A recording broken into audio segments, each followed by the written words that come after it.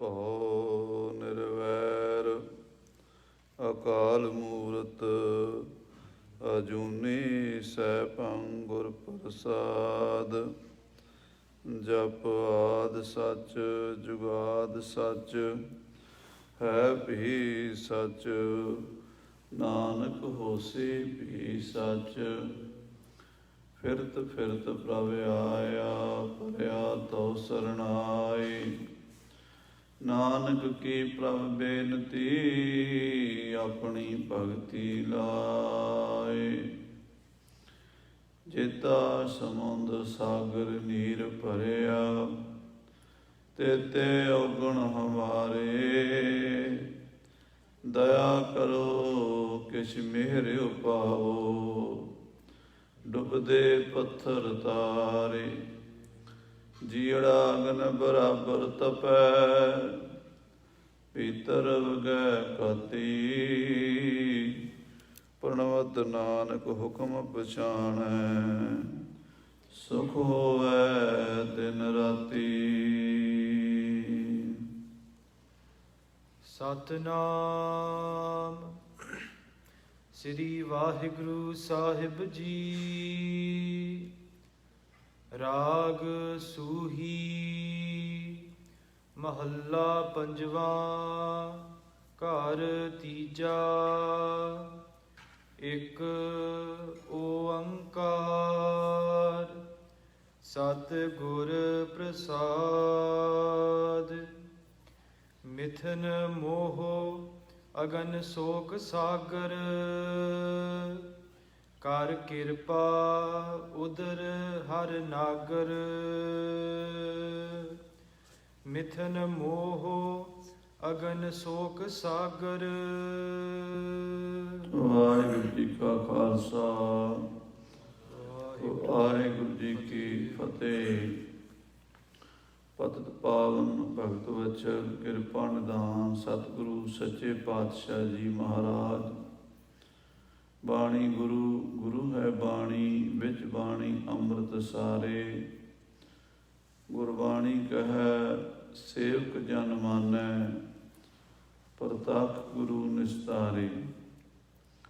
ਸ੍ਰੀ ਗੁਰੂ ਗ੍ਰੰਥ ਸਾਹਿਬ ਜੀ ਮਹਾਰਾਜ ਦੇ ਪਾਵਨ ਪਵਿੱਤਰ ਚਰਨ ਕਮਲਾਂ ਵਿਖੇ ਅੰਮ੍ਰਿਤ ਵੇਲੇ ਦੇ ਦੀਵਾਨ ਸਜੇ ਹਨ। ਗੁਰਪੂਰਾ ਭੇਟਿਓ ਵਡਭਾਗੀ ਮਨ ਹੈ ਭਇਆ ਪ੍ਰਗਾਸਾ। ਵੱਡੇ ਭਾਗਾਂ ਨਾਲ ਪੂਰੇ ਗੁਰੂ ਸਾਹਿਬ ਜੀ ਦੇ ਦਰਸ਼ਨ ਹੁੰਦੇ ਨੇ। ਜਦੋਂ ਪੂਰੇ ਸਤਿਗੁਰਾਂ ਦੇ ਦਰਸ਼ਨ ਹੁੰਦੇ ਨੇ ਉਦੋਂ ਸਾਡੇ ਹਿਰਦੇ ਵਿੱਚ ਬ੍ਰਹਮ ਗਿਆਨ ਦਾ ਪ੍ਰਕਾਸ਼ ਹੁੰਦਾ ਹੈ। ਸਾਡੇ ਅੰਦਰ ਦੀ ਮੈਲ, ਸਾਡੇ ਅੰਦਰ ਦਾ ਹਨੇਰਾ ਦੂਰ ਹੋ ਜਾਂਦਾ ਹੈ। ਕਿਉਂਕਿ ਇਸ ਸੰਸਾਰ ਦੇ ਵਿੱਚ ਅਗਿਆਨ ਵਰਗਾ ਕੋਈ ਦੁੱਖ ਨਹੀਂ ਤੇ ਗਿਆਨ ਵਰਗਾ ਕੋਈ ਸੁੱਖ ਨਹੀਂ। ਜਿੰਨਾ ਸੰਸਾਰ ਦੁਖੀ ਹੈ ਉਹ ਅਗਿਆਨਤਾ ਕਰਕੇ ਹੀ ਦੁਖੀ ਹੈ, ਬੇਸਮਝੀ ਕਰਕੇ ਹੀ ਦੁਖੀ ਹੈ। ਜਦੋਂ ਸਤਿਗੁਰੂ ਪਾਤਸ਼ਾਹ ਜੀ ਦੇ ਸ਼ਬਦ ਦਾ ਪ੍ਰਕਾਸ਼ ਹੁੰਦਾ ਹੈ ਉਸ ਪ੍ਰਕਾਸ਼ ਦੇ ਨਾਲ ਅੰਦਰ ਦਾ ਹਨੇਰਾ ਮਿਟ ਜਾਂਦਾ ਹੈ, ਦੁੱਖਾਂ ਦਾ ਨਾਸ ਹੋ ਜਾਂਦਾ ਹੈ। ਸਤਿਗੁਰ ਸ਼ਬਦ ਉਜਾਰੋ ਦੀਪਾ ਬਿਨਸਿਓ ਅੰਧਕਾਰ ਤੇਹ ਮੰਦਰ। ਰਤਨ ਕੋਠੜੀ ਖੁੱਲੀ ਅਨੂਪਾ। ਜਦੋਂ ਮਹਾਰਾਜ ਸੱਚੇ ਪਾਤਸ਼ਾਹ ਜੀ ਦੇ ਸ਼ਬਦ ਦਾ ਦੀਵਾ ਬਲਿਆ ਹਿਰਦੇ ਰੂਪੀ ਮੰਦਰ ਵਿੱਚ, ਹਿਰਦੇ ਰੂਪੀ ਘਰ ਵਿੱਚ ਅਗਿਆਨਤਾ ਦਾ ਹਨੇਰਾ ਮਿਟ ਗਿਆ ਤੇ ਉਹ ਕੋਠੜੀ ਜਿਹੜੀ ਦਸਵੇਂ ਦੁਆਰ ਰੂਪੀ ਕੋਠੜੀ ਹੈ, ਕੋਠੜੀ ਮੈਂ ਕੋਠੜੀ ਪਰਮ ਕੋਠੀ ਵਿਚਾਰ। ਇਹ ਕੋਠੜਾ ਸਰੀਰ ਹੈ, ਉਹਦੇ ਵਿੱਚ ਅੰਤःਕਰਨ ਰੂਪੀ ਕੋਠੜੀ ਹੈ। ਕੋਠੜੇ ਮੈਂ ਕੋਠੜੀ, ਉਹਦੇ ਵਿੱਚ ਪਰਮ ਕੋਠੀ ਜੋ ਹੈ ਉਹ ਪਰਮ ਸਰੂਪ ਅਕਾਲ ਪੁਰਖ ਵਾਹਿਗੁਰੂ ਦੀ ਜੋਤ ਆਤਮਾ ਰੂਪ ਹੈ। ਉਹਦੀ ਵਿਚਾਰ ਪ੍ਰਗਟ ਹੁੰਦੀ ਹੈ। ਭਾਵ ਦਸਮ ਦੁਆਰਾ ਅਗਮ ਅਪਾਰਾ ਪਰਮ ਪੁਰਖ ਕੀ ਘਾਟੀ। ऊपर हाट, हाट पर आला, आले भीतर थाती। ਉੱਥੇ ਜਦੋਂ ਪਹੁੰਚ ਬਣਦੀ ਹੈ ਫਿਰ ਇਹ ਹਨੇਰਾ ਖਤਮ ਹੋ ਜਾਂਦਾ ਹੈ। ਮਹਾਰਾਜ ਸਾਹਿਬ ਜੀ ਬਚਨ ਕਰਦੇ ਹਨ, ਬਿਨਸਿਓ ਅੰਧਕਾਰ ਤੇਹ ਮੰਦਰ। ਉਸ ਹਿਰਦੇ ਰੂਪੀ ਮੰਦਰ ਵਿੱਚ, ਉਸ ਅੰਤःਕਰਣ ਵਿੱਚ ਹਨੇਰਾ ਖਤਮ ਹੋ ਗਿਆ। ਰਤਨ ਕੋਠੜੀ, ਜਿਹੜੇ ਹੀਰੇ ਮੋਤੀ ਰਤਨ ਜਵਾਹਰਾਤ ਭਰੇ ਪਏ ਹਨ, ਉਹ ਰਤਨ ਕੋਠੜੀ ਖੁੱਲ੍ਹ ਗਈ। ਮੱਤ ਵਿੱਚ ਰਤਨ ਜਵਾਹਰ ਮਾਣਕ, ਜੇ ਇੱਕ ਗੁਰ ਕੀ ਸਿੱਖ ਸੁਣੀ। ਜਦੋਂ ਜੀਵ ਆਪਣੇ ਆਪ ਨੂੰ ਗੁਰੂ ਦੇ ਸਮਰਪਣ ਕਰਕੇ, ਆਪਣੀ ਹਉਮੈ, ਆਪਣੇ ਹੰਕਾਰ ਨੂੰ ਛੱਡ ਕੇ ਗੁਰੂ ਚਰਨਾਂ 'ਚ ਸਿਰ ਝੁਕਾ ਦਿੰਦਾ ਹੈ, ਉਦੋਂ ਸਾਧ ਸੰਗਤ ਜੀ ਉਸ ਜੀਵ ਨੂੰ ਮਹਾਰਾਜ ਆਪਣੇ ਗਲ ਨਾਲ ਲਾ ਲੈਂਦੇ ਹਨ, ਕਿਰਪਾ ਬਖਸ਼ਿਸ਼ ਰਹਿਮਤ ਕਰਦੇ ਹਨ। ਉਸ ਨੂੰ ਫਿਰ ਇਹ ਆਨੰਦ, ਇਹ ਖੁਸ਼ੀ, ਇਹ ਖੇੜਾ ਨਸੀਬ ਹੁੰਦਾ ਹੈ ਜਿਹੜਾ ਕਹਿਣ ਕਥਨ ਤੋਂ ਬਾਹਰ ਹੈ। ਮੱਤ ਵਿੱਚ ਰਤਨ ਜਵਾਹਰ ਮਾਣਕ, ਉਹਦੀ ਮੱਤ ਵਿੱਚ ਫਿਰ ਬੜੇ ਕੀਮਤੀ ਰਤਨ ਜਵਾਹਰ ਮਾਣਕ ਮੋਤੀ ਪ੍ਰਗਟ ਹੋ ਜਾਂਦੇ ਹਨ। ਜੇ ਇੱਕ ਗੁਰ ਕੀ ਸਿੱਖ ਸੁਣੀ, ਜੇ ਗੁਰੂ ਦੀ ਇੱਕ ਸਿੱਖਿਆ ਵੀ ਸੁਣ ਲਵੇ, ਪਰ ਸੁਣਨ ਵਾਸਤੇ ਆਪਣਾ ਆਪ ਤਿਆਗਣਾ ਪੈਂਦਾ ਹੈ, ਮੈਂ ਨੂੰ ਛੱਡਣਾ ਪੈਂਦਾ ਹੈ। ਜਿੰਨਾ ਚਿਰ ਬੰਦੇ 'ਚ ਮੈਂ ਹੈ, ਹਉਮੈ ਹੈ, ਈਗੋ ਹੈ, ਹੰਕਾਰ ਹੈ, ਉਹਨਾਂ ਚਿਰ ਗੁਰੂ ਦੀ ਗੱਲ ਸੁਣਾਈ ਨਹੀਂ ਦਿੰਦੀ।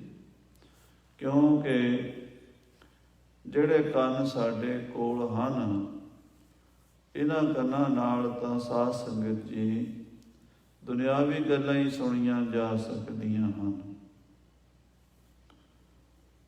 ਜਿਨ੍ਹਾਂ ਅੱਖਾਂ ਨਾਲ ਅਸੀਂ ਦੇਖਦੇ ਹਾਂ, ਇਹਨਾਂ ਅੱਖਾਂ ਨਾਲ ਸੰਸਾਰ ਹੀ ਦੇਖਿਆ ਜਾ ਸਕਦਾ ਹੈ। ਜਿਹੜੀ ਗੱਲ ਗੁਰੂ ਦੀ ਹੈ, ਜਿਹੜੇ ਗੁਰੂ ਦੇ ਬਚਨ ਹਨ, ਗੁਰੂ ਦੀ ਸਿੱਖਿਆ ਨੂੰ ਸੁਣਨ ਵਾਸਤੇ ਉਹ ਕੰਨ ਵੀ ਹੋਰ ਹੀ ਹਨ।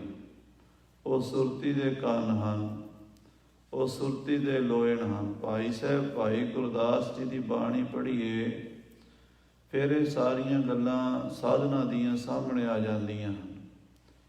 ਬੜਾ ਉੱਚ ਪਾਏ ਦਾ ਗਿਆਨ ਭਾਈ ਸਾਹਿਬ ਨੇ ਆਪਣੇ ਕਵਿਤ ਸਵਈਆਂ ਵਿੱਚ ਵਰਣਨ ਕੀਤਾ ਹੈ। ਸਾਡੀ ਸੁਰਤ ਉੱਥੇ ਜਾ ਨਹੀਂ ਸਕਦੀ ਜਿੱਥੇ ਭਾਈ ਸਾਹਿਬ ਉਡਾਰੀਆਂ ਲੈਂਦੇ ਹਨ। ਉਸ ਮੰਡਲ ਦੇ ਬਚਨ ਜਦੋਂ ਸਾਡੇ ਅਨੁਭਵ 'ਚ ਆਉਣਗੇ, ਗੁਰੂ ਦੇ ਬਚਨ ਸੁਣਾਂਗੇ, ਸੁਣਨ ਵਾਸਤੇ ਉਹ ਕੰਨ ਤਿਆਰ ਕਰਾਂਗੇ, ਜਾਂ ਉਹ ਗੁਰੂ ਤੋਂ, ਪਰਮੇਸ਼ਰ ਤੋਂ ਕੰਨ ਸਾਨੂੰ ਮਿਲਣਗੇ ਅਰਦਾਸਾਂ, ਬੇਨਤੀਆਂ, ਜੋਦੜੀਆਂ ਦੇ ਨਾਲ। ਫਿਰ ਜੋ ਕੁਝ ਪ੍ਰਾਪਤ ਹੋਵੇਗਾ ਉਹ ਸ਼ਬਦਾਂ 'ਚ ਬਿਆਨ ਕਰਨਾ ਔਖਾ ਹੈ, ਕਹਿਣਾ ਔਖਾ ਹੈ। ਅਕਥ ਕਥਾ ਕਥੀ ਨਾ ਜਾਏ, ਉਹ ਫਿਰ ਕਥਾ ਕਹੀ ਨਹੀਂ ਜਾ ਸਕਦੀ, ਉਹ ਬਿਆਨ ਨਹੀਂ ਹੋ ਸਕਦੀ। ਸੋ ਮਹਾਰਾਜ ਸੱਚੇ ਪਾਤਸ਼ਾਹ ਜੀ ਨੇ ਸਾਡੇ ਤੇ ਕਿਰਪਾ ਕੀਤੀ, ਸਾਨੂੰ ਆਪਣੇ ਸੇਵਕ ਸਿੱਖ ਬਣਾਇਆ, ਸਾਡੇ ਵਿੱਚ ਅਵਤਾਰ ਧਾਰ ਕੇ ਆਏ। ਆਪ ਨਾਰਾਇਣ ਕਲਾ ਧਾਰ, ਜਗ ਮੈਂ ਪਰਵਰਿਓ। ਪਰਮੇਸ਼ਰ ਅਕਾਲ ਪੁਰਖ ਨਿਰੰਕਾਰ ਦੁਨੀਆ ਤੇ ਆਉਂਦਾ ਹੈ, ਹਰ ਜੁਗ ਜੁਗ ਭਗਤ ਉਪਾਇਆ, ਪੈਜ ਰੱਖਦਾ ਆਇਆ ਰਾਮ ਰਾਜੇ। ਆਉਂਦਾ ਕਿਵੇਂ ਹੈ? ਕਿਸੇ ਸਾਧੂ ਦੇ ਰੂਪ ਵਿੱਚ, ਕਿਸੇ ਮਹਾਂਪੁਰਸ਼ ਦੇ ਰੂਪ ਵਿੱਚ, ਕਿਸੇ ਨਾ ਕਿਸੇ ਰੂਪ ਵਿੱਚ ਆ ਕੇ ਸਾਨੂੰ ਉਪਦੇਸ਼ ਦਿੰਦਾ ਹੈ। ਕਿਉਂਕਿ ਸਾਡੀ ਇੰਨੀ ਸਮਰੱਥਾ ਨਹੀਂ, ਅਸੀਂ ਉਸ ਵਿਰਾਟ ਰੂਪ ਨੂੰ ਦੇਖ ਸਕੀਏ।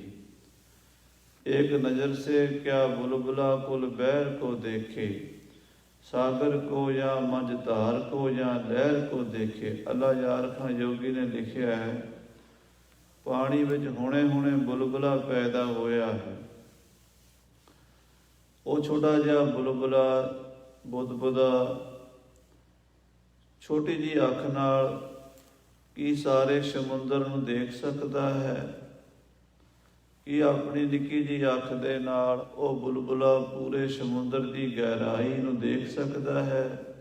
ਉਸ ਦੀ ਲੰਬਾਈ ਨੂੰ ਦੇਖ ਸਕਦਾ ਹੈ, ਉਹਦੀ ਚੜਾਈ ਨੂੰ ਦੇਖ ਸਕਦਾ ਹੈ। ਉਹ ਬੁਲਬੁਲਾ ਸਾਗਰ ਨੂੰ ਦੇਖੇਗਾ ਜਾਂ ਉਹਦੀ ਮੱਝ ਧਾਰ ਨੂੰ ਦੇਖੇਗਾ ਜਾਂ ਉਹਦੀਆਂ ਲਹਿਰਾਂ ਨੂੰ ਦੇਖੇਗਾ? ਕੀ ਦੇਖੇਗਾ? ਤੁਸੀਂ ਸਾਰੇ ਸਿਆਣੇ ਹੋ, ਥੋੜ੍ਹਾ ਜਿਹਾ ਚਿੰਤਨ ਕਰਕੇ ਦੇਖੋ। ਇੱਕ ਬੁਲਬੁਲਾ ਸਮੁੰਦਰ ਦੀ ਵਿਸ਼ਾਲਤਾ ਨੂੰ ਆਪਣੀ ਨਜ਼ਰ ਵਿੱਚ ਨਹੀਂ ਲਿਆ ਸਕਦਾ। ਔਖਾ ਹੈ, ਅਸੰਭਵ ਹੈ, ਨਾਮੁਮਕਿਨ ਹੈ। ਫਿਰ ਕੀ ਕਰ ਸਕਦੇ ਹਾਂ? ਅਸੀਂ ਤਾਂ ਬੁਲਬੁਲੇ ਹਾਂ। ਜੈਸੇ ਜਲ ਤੇ ਬੁਦਬੁਦਾ, ਉਪਜੈ ਬਿਨਸੈ ਨੀਤ। ਅੱਜ ਜੰਮਿਆ ਕੱਲ ਮਰ ਜਾਣਾ ਹੈ। ਅਨਾਦਿ ਤੇ ਅਨੰਤ ਪ੍ਰਭੂ ਨੂੰ ਦੇਖ ਲੈਣਾ, ਅਨਾਦਿ ਤੇ ਅਨੰਤ ਪ੍ਰਭੂ ਨਾਲ ਜੁੜ ਜਾਣਾ, ਅਨਾਦਿ ਤੇ ਅਨੰਤ ਪ੍ਰਭੂ ਵਿੱਚ ਵਿਲੀਨ ਹੋ ਜਾਣਾ ਸਾਡੇ ਵੱਸ ਦੀ ਗੱਲ ਨਹੀਂ ਹੈ। ਫਿਰ ਕੀ ਹੈ? ਕਹਿੰਦੇ ਹਾਂ, ਇੱਕ ਤਰੀਕਾ ਹੈ। ਜੇ ਉਹ ਅਨਾਦਿ ਅਨੰਤ ਬੇਅੰਤ ਪ੍ਰਭੂ ਵਾਹਿਗੁਰੂ ਕਿਰਪਾ ਨਿਧਾਨ ਪਰਮੇਸ਼ਰ ਆਪ ਕਿਰਪਾ ਕਰਕੇ ਸਾਨੂੰ ਆਪਣੇ ਦਰਸ਼ਨ ਦਿਖਾ ਦੇਵੇ, ਸਾਡੀ ਅੱਖ ਦੇ ਮੁਤਾਬਕ ਹੀ ਸਾਡੇ ਵਰਗਾ ਹੀ ਬਣ ਕੇ ਆ ਜਾਵੇ। ਜੈਸਾ ਸਾਡਾ ਰੂਪ ਹੈ, ਜੈਸਾ ਸਾਡਾ ਗਿਆਨ ਹੈ, ਜੈਸੀ ਸਾਡੀ ਦੇਖਣ ਦੀ ਸਮਰੱਥਾ ਹੈ, ਉਹਨੇ ਸਰੂਪ ਜੀ ਸਾਨੂੰ ਦਰਸ਼ਨ ਦੇ ਦੇਵੇ ਤਾਂ ਅਸੀਂ ਉਹਦੇ ਦਰਸ਼ਨ ਕਰ ਸਕਦੇ ਹਾਂ।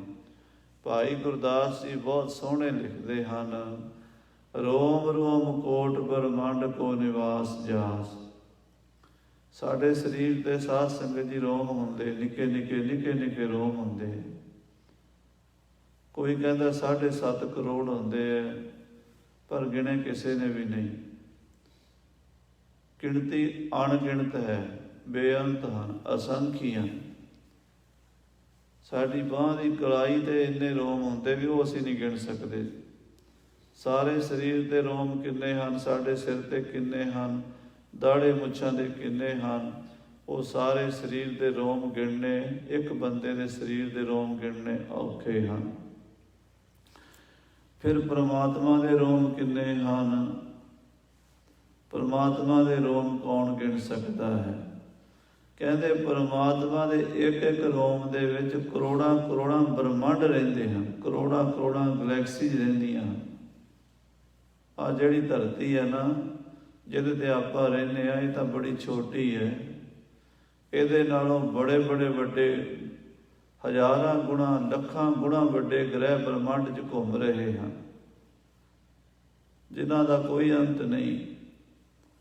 ਉਹਨਾਂ ਸਾਰੇ ਬ੍ਰਹਮੰਡਾਂ ਨੂੰ ਇੱਕ ਗਲੈਕਸੀ 'ਚ ਆਪਾਂ ਮੰਨ ਕੇ ਤੇ ਅੱਗੇ ਦੇਖੀਏ ਤੇ ਕਰੋੜਾਂ ਗਲੈਕਸੀਆਂ ਹਨ, ਤੇ ਉਹ ਸਾਰੀਆਂ ਵਾਹਿਗੁਰੂ ਦੇ ਇੱਕ ਰੋਮ ਦੇ ਵਿੱਚ ਰਹਿੰਦੀਆਂ ਹਨ। ਰੋਮ ਰੋਮ ਕੋਟ ਬ੍ਰਹਮੰਡ ਕੋ ਨਿਵਾਸ ਚਾਸ। ਬੜਾ ਵੱਡਾ ਹੈ ਵਾਹਿਗੁਰੂ, ਵੱਡੀ ਹੂੰ ਵੱਡਾ ਅਪਾਰ ਤੇਰਾ ਮਰਤਬਾ, ਰੰਗ ਬਰੰਗ ਅਨੇਕ ਨਾ ਜਾਪਣ ਕਰਤਬਾ। ਜੀਆਂ ਅੰਦਰ ਜੀਓ ਸਭ ਕੁਛ ਜਾਣਦਾ, ਸਭ ਕੁਛ ਤੇਰਾ ਵਸ, ਤੇਰਾ ਘਰ ਭਲਾ। ਬੜਾ ਵੱਡਾ ਮੇਰਾ ਵਾਹਿਗੁਰੂ, ਬਹੁਤ ਵੱਡਾ। ਰੋਮ ਰੋਮ ਕੋਟ ਬ੍ਰਹਮੰਡ ਕੋ ਨਿਵਾਸ ਜਾਸ। ਜਾਸ ਮੈਨੇ ਜਿਸ ਦੇ ਇੱਕ ਰੋਮ ਦੇ ਵਿੱਚ ਕਰੋੜਾਂ ਬ੍ਰਹਮੰਡ ਵਸਦੇ ਹਨ। ਹੁਣ ਉਸ ਪਰਮਾਤਮਾ ਨੂੰ ਇਹ ਜੀਵ, ਇਹ ਨਿੱਕਾ ਜਿਹਾ ਬੁਲਬੁਲਾ ਕਿੱਦਾਂ ਦੇਖ ਸਕਦਾ ਸੀ?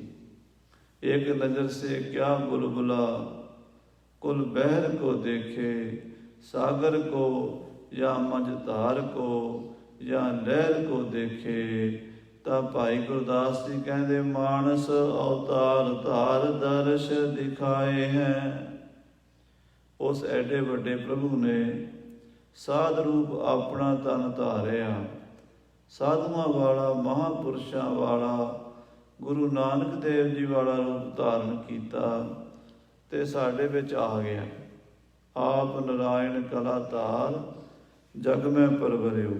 ਜਿਹੜਾ ਬਹੁਤ ਵੱਡਾ ਹੈ, ਉਹਨੂੰ ਦੇਖਣ ਵਾਸਤੇ ਅਸੀਂ ਤਾਂ ਸਮਰੱਥ ਨਹੀਂ, ਪਰ ਉਹ ਸਾਨੂੰ ਦਿਖਾਣ ਆ ਗਿਆ, ਆਪਣਾ ਆਪ ਸਾਡੇ ਵਿੱਚ ਆ ਗਿਆ। ਮਾਨਸ ਅਵਤਾਰ ਧਾਰ, ਮਾਨਸਾਂ ਵਾਲਾ ਰੂਪ, ਬੰਦਿਆਂ ਵਾਲਾ ਰੂਪ, ਮਨੁੱਖਾਂ ਵਾਲਾ ਰੂਪ ਧਾਰਨ ਕਰ ਲਿਆ। ਦੋ ਚਰਨ ਸਨ, ਦੋ ਹੱਥ ਸਨ, ਦੋ ਅੱਖਾਂ ਸਨ, ਦੋ ਕੰਨ ਸਨ। ਜਿਵੇਂ ਸਾਡਾ ਸਰੀਰ ਹੈ, ਇੱਦਾਂ ਹੀ ਪਰਮੇਸ਼ਰ ਦਾ ਰੂਪ ਸੀ। ਮਾਂ ਤ੍ਰਿਪਤਾ ਦੀ ਕੁੱਖ ਨੂੰ ਭਾਗ ਲੱਗੇ। ਬਾਪੂ ਪਿਤਾ ਕਾਲੂ ਜੀ, ਜਿਹੜੇ ਮਹਿਤਾ ਕਾਲੂ ਜੀ ਪਟਵਾਰੀ ਜੀ, 100 ਜਨਮ ਤੋਂ ਪਰਮੇਸ਼ਰ ਦੀ ਭਗਤੀ ਕਰਦੇ ਸਨ। ਪਿਛਲੇ ਜਨਮਾਂ 'ਚ ਹਰ ਜਨਮ 'ਚ ਕੀ ਮੰਗਦੇ ਸਨ ਵਾਹਿਗੁਰੂ ਤੋਂ? ਇਹ ਵਾਹਿਗੁਰੂ, ਮੈਂ ਤੈਨੂੰ ਆਪਣੀ ਗੋਦੀ 'ਚ ਚੁੱਕ ਕੇ ਖਿਡਾਉਣਾ ਚਾਹੁੰਦਾ ਹਾਂ। ਤੂੰ ਮੇਰਾ ਪੁੱਤਰ ਬਣ ਕੇ ਆਵੀਂ ਤੇ ਮੈਂ ਤੈਨੂੰ ਗੋਦੀ ਚੁੱਕਾਂਗਾ। ਕਿਉਂਕਿ ਸਾਧ ਸੰਗਤ ਜੀ, ਭਗਤ ਰੱਬ ਨੂੰ ਪਿਆਰ ਕਰਦੇ ਹੈ। ਕੋਈ ਭਗਤ ਉਹਨੂੰ ਆਪਣਾ ਪਤੀ ਮੰਨ ਕੇ ਆਪ ਪਤਨੀ ਬਣ ਜਾਂਦਾ ਹੈ। ਕੋਈ ਭਗਤ ਉਹਨੂੰ ਆਪਣਾ ਮਿੱਤਰ ਮੰਨ ਕੇ ਉਹਦਾ ਦੋਸਤ ਬਣ ਜਾਂਦਾ ਹੈ। ਕੋਈ ਭਗਤ ਉਹਨੂੰ ਆਪਣਾ ਪਿਤਾ ਮੰਨ ਕੇ ਉਹਦਾ ਪੁੱਤਰ ਬਣ ਜਾਂਦਾ ਹੈ। ਸਾਰੇ ਪ੍ਰੇਮ ਕਰਦੇ ਨੇ, ਪਰ ਦੁਨੀਆ ਵਿੱਚ ਸਾਰੇ ਸੰਸਾਰ ਵਿੱਚ ਐਸਾ ਪਿਆਰ ਨਹੀਂ ਹੁੰਦਾ ਜੈਸਾ ਪਿਓ ਆਪਣੇ ਪੁੱਤਰ ਨੂੰ ਕਰ ਸਕਦਾ ਹੈ। ਪੁੱਤਰ ਵੀ ਪਿਓ ਨੂੰ ਪਿਆਰ ਕਰਦਾ ਹੈ, ਪਰ ਜਿੰਨਾ ਆਪਣੇ ਪੁੱਤਰ ਨੂੰ ਅਸੀਂ ਪਿਆਰ ਕਰ ਸਕਦੇ ਹਾਂ, ਉਹਨਾਂ ਆਪਣੇ ਪਿਓ ਨੂੰ ਨਹੀਂ ਕਰ ਸਕਦੇ। ਪਿਤਾ ਚੜ੍ਹਾਈ ਕਰਦਾ ਹੈ, ਸ਼ਾਇਦ ਐਨੇ ਨਹੀਂ ਰੋਂਦੇ, ਐਨੇ ਗਮਗੀਨ ਨਹੀਂ ਹੁੰਦੇ ਜਿੰਨਾ ਪੁੱਤਰ ਦੇ ਮਰ ਜਾਣ ਤੇ ਦੁੱਖ ਹੁੰਦਾ ਹੈ। ਇਹਦਾ ਮਤਲਬ ਹੈ ਕਿ ਪਿਓ ਨਾਲੋਂ ਪੁੱਤਰ ਪਿਆਰਾ ਹੁੰਦਾ ਹੈ। ਫਿਰ ਪਤੀ ਪਤਨੀ ਦਾ ਵੀ ਪਿਆਰ ਬੜਾ ਹੈ, ਪਰ ਪਿਓ ਪੁੱਤਰ ਦੇ ਪਿਓ ਵੱਲੋਂ ਪੁੱਤਰ ਨਾਲ ਜਿਹੜਾ ਪਿਆਰ ਹੈ ਉਹਦੇ ਬਰਾਬਰ ਨਹੀਂ। ਫਿਰ ਕਿਸੇ ਤਰ੍ਹਾਂ ਦਾ ਵੀ ਪਿਆਰ ਪੁੱਤਰ ਦਾ ਜਿਹੜਾ ਹੈ ਉਹ ਸਭ ਤੋਂ ਸ਼੍ਰੋਮਣੀ ਹੈ। ਇਸ ਕਰਕੇ ਬਾਬਾ ਕਾਲੂ ਜੀ ਕਹਿੰਦੇ, ਹੇ ਵਾਹਿਗੁਰੂ, ਮੇਰੇ ਘਰ ਪੁੱਤਰ ਬਣ ਕੇ ਆਵੇ ਤੇ ਮੈਂ ਉਹਨੂੰ ਗੋਦੀ ਚੁੱਕਾਂ, ਉਹਨੂੰ ਪਿਆਰ ਕਰਾਂ। 100 ਜਨਮ ਇਹ ਮੰਗ ਮੰਗਦੇ ਰਹੇ, ਇਸ ਜਨਮ ਦੇ ਵਿੱਚ ਪੂਰੀ ਹੋ ਗਈ। ਮਾਨਸ ਅਵਤਾਰ ਧਾਰ ਦਰਸ਼ ਦਿਖਾਏ ਹੈ, ਜਾ ਕੇ ਓੰਕਾਰ ਕੇ ਆਕਾਰ ਹੈ ਨਾਨਾ ਪ੍ਰਕਾਰ, ਸ੍ਰੀ ਮੁਖ ਸ਼ਬਦ ਗੁਰ ਸਿੱਖਨ ਸੁਨਾਏ ਹੈ। ਜਿਸ ਵਾਹਿਗੁਰੂ ਦਾ ਇੱਕ ਓੰਕਾਰ ਦਾ ਹੀ ਪਸਾਰਾ ਬੜਾ ਵੱਡਾ ਹੈ, ਉਸ ਵਾਹਿਗੁਰੂ ਨੇ ਆਪਣਾ ਸਰੂਪ ਸ਼ਬਦ ਰੂਪੀ ਗਿਆਨ ਸਿੱਖਾਂ ਦੇ ਕੰਨਾਂ 'ਚ ਆਪਣੇ ਮੁਖ ਦੁਆਰਾ ਪਾ ਦਿੱਤਾ, ਸਾਨੂੰ ਸੁਣਾ ਦਿੱਤਾ। ਉਹ ਹੈ ਗੁਰੂ ਗ੍ਰੰਥ ਸਾਹਿਬ ਦੇ ਰੂਪ ਵਿੱਚ, ਗੁਰਬਾਣੀ ਦੇ ਰੂਪ ਵਿੱਚ। ਆਪਾਂ ਗੁਰੂ ਗ੍ਰੰਥ ਸਾਹਿਬ ਦੇ ਦਰਸ਼ਨ ਕਰ ਰਹੇ ਹਾਂ। ਇਹ ਅਕਾਲ ਪੁਰਖ ਦੇ ਓੰਕਾਰ ਦੀ ਵਿਆਖਿਆ ਹੈ। ਇਹ ਉਸ ਰੂਪ ਦਾ ਅਨੁਭਵ ਦਾ ਜਿਹੜਾ ਮਹਾਰਾਜ ਅਕਾਲ ਪੁਰਖ ਦੇ ਦਰਗਾਹ ਦਾ ਅੰਤਰੀਵੀ ਬਿਆਨ ਹੈ, ਉਹ ਧੁਰ ਕੀ ਬਾਣੀ ਦੇ ਰੂਪ 'ਚ ਪ੍ਰਗਟ ਹੋਇਆ ਹੈ।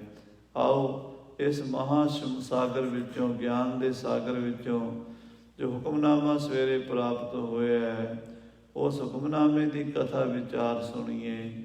ਪਿਆਰ ਨਾਲ ਆਖੀਏ ਸਤਿਨਾਮ ਸ੍ਰੀ ਵਾਹਿਗੁਰੂ ਸਾਹਿਬ ਜੀ। ਸਤਿਨਾਮ ਸ੍ਰੀ ਵਾਹਿਗੁਰੂ ਸਾਹਿਬ ਜੀ। ਸਤਿਨਾਮ ਸ੍ਰੀ ਵਾਹਿਗੁਰੂ ਸਾਹਿਬ ਜੀ। ਮਹਾਰਾਜ ਸੱਚੇ ਪਾਤਸ਼ਾਹ ਸਾਹਿਬ ਸ੍ਰੀ ਗੁਰੂ ਅਰਜਨ ਦੇਵ ਜੀ ਦੇ ਪਾਵਨ ਸ਼ਬਦ ਆਰੰਭ ਹੁੰਦੇ ਹਨ। ਰਾਗ ਸੂਹੀ ਮਹੱਲਾ ਪੰਜਵਾ। ਸੂਹੀ ਰਾਗ ਵਿੱਚ ਪੰਜਵੇਂ ਪਾਤਸ਼ਾਹ ਗੁਰੂ ਅਰਜਨ ਦੇਵ ਜੀ ਉਚਾਰਨ ਕਰਦੇ ਹਨ। ਘਰ ਤੀਜਾ। ਤੀਜੇ ਘਰ ਵਿੱਚ ਗਾਣ ਦਾ ਹੁਕਮ ਦਿੰਦੇ ਹਨ ਰਾਗੀ ਸਿੰਘਾਂ ਨੂੰ। ਇੱਕ ਓੰਕਾਰ। ਇੱਕ ਵਾਹਿਗੁਰੂ ਜੋ ਅਦੁੱਤੀ ਸਚੇਤਨ ਆਨੰਦ ਸਰੂਪ ਹੈ। ਸਤਿਗੁਰ ਪ੍ਰਸਾਦ। ਸਤਿਗੁਰਾਂ ਦੀ ਕਿਰਪਾ ਨਾਲ ਉਸ ਪਰਮੇਸ਼ਰ ਦੀ ਪ੍ਰਾਪਤੀ ਹੁੰਦੀ ਹੈ। ਮਿਥਨ ਮੋਹ ਅਗਨ ਸ਼ੋਕ ਸਾਗਰ। ਮਹਾਰਾਜ ਕਹਿੰਦੇ ਆ ਜਿਹੜਾ ਸੰਸਾਰ ਹੈ, ਹੇ ਵਾਹਿਗੁਰੂ ਤੂੰ ਇਸ ਤੋਂ ਬਚਾ ਲੈ ਸਾਨੂੰ। ਇਹ ਕੈਸਾ ਹੈ?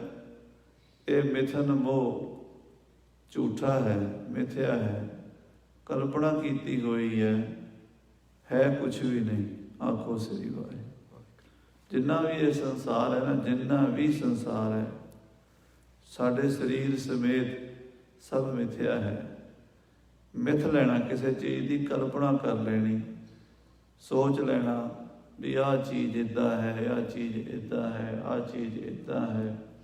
ਅਸੀਂ ਥਾਵਾਂ ਦੇ ਨਾਂ ਰੱਖੇ ਹੋਏ ਨੇ, ਸ਼ਹਿਰਾਂ ਦੇ ਨਾਂ ਰੱਖੇ ਹੋਏ ਨੇ, ਪਿੰਡਾਂ ਦੇ ਨਾਂ ਰੱਖੇ ਹੋਏ ਨੇ, ਬੰਦਿਆਂ ਦੇ ਨਾਂ ਰੱਖੇ ਹੋਏ ਨੇ, ਬੀਬੀਆਂ ਦੇ ਨਾਂ ਰੱਖੇ ਹੋਏ ਨੇ।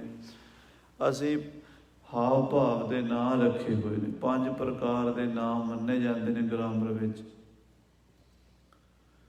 ਵਿਅਕਤੀਵਾਚਕ ਨਾਮ ਕਿਸੇ ਵਿਅਕਤੀ ਦਾ, ਕਿਸੇ ਇਸਤਰੀ ਦਾ, ਕਿਸੇ ਪੁਰਸ਼ ਦਾ ਨਾਂ ਰੱਖਿਆ ਹੁੰਦਾ ਹੈ। ਫਲਾਣਾ ਸਿੰਘ ਹੈ, ਉਹ ਨਾਂ ਬਦਲਿਆ ਵੀ ਜਾ ਸਕਦਾ ਹੈ। ਤੇ ਉਹ ਨਾਂ ਰੱਖਣ ਵੇਲੇ ਵੀ ਕਈ ਪ੍ਰਕਾਰ ਦੀਆਂ ਗੱਲਾਂ ਹੋਈਆਂ ਸਨ, ਵੀ ਆਹ ਨਾਂ ਰੱਖ ਲਓ, ਆਹ ਨਾਂ ਰੱਖ ਲਓ। ਇੱਕ ਨਾਂ ਤੇ ਫਾਈਨਲ ਜਕਾਰਾ ਬੋਲਿਆ ਗਿਆ। ਨਾਵਾਂ ਦੇ ਵਿੱਚ ਵੀ ਸਾਧ ਸੰਗਤ ਜੀ ਮਿਥਿਆਈ ਹੈ, ਝੂਠ ਹੀ ਹੈ, ਸੱਚ ਕੋਈ ਕਿਸੇ ਦਾ ਵੀ ਨਾਂ ਸੱਚਾ ਨਹੀਂ।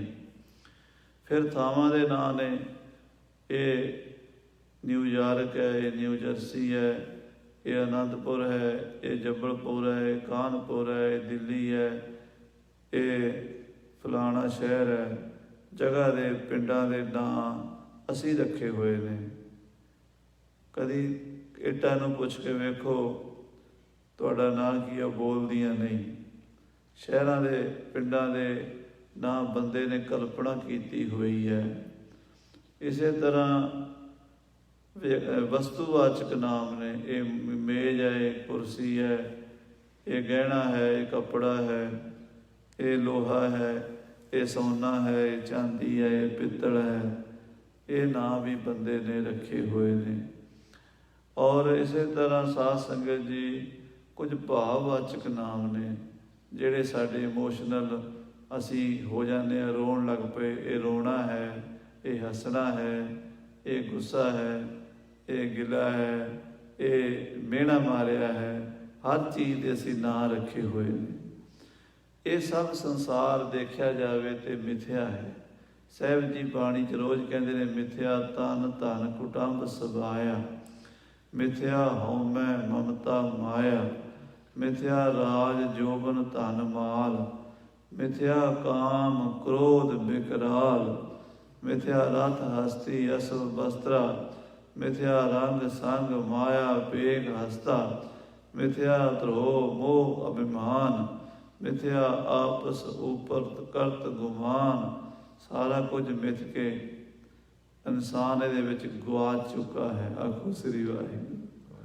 ਸਾਰੀ ਸ੍ਰਿਸ਼ਟੀ ਇਹਦੇ 'ਚ ਗੁੰਮੀ ਹੋਈ ਹੈ, ਪਤਾ ਹੀ ਕੋਈ ਨਹੀਂ। ਬਸ ਮਿਥ ਲਿਆ ਵੀ ਆਏ ਆਏ ਆਏ। ਖੁਸ਼ੀ ਵੀ ਮਿਥੀ ਹੋਈ ਹੈ, ਗਮੀ ਵੀ ਮਿਥੀ ਹੋਈ ਹੈ, ਡਰ ਵੀ ਮਿਥਿਆ ਹੋਇਆ ਹੈ, ਨਿਡਰਤਾ ਵੀ ਮਿਥੀ ਹੋਈ ਹੈ। ਬੜੇ ਭਾਵ ਹਾਵ ਜੀਵ ਨੇ, ਇਹ ਮਿਥੇ ਹੋਏ ਨੇ।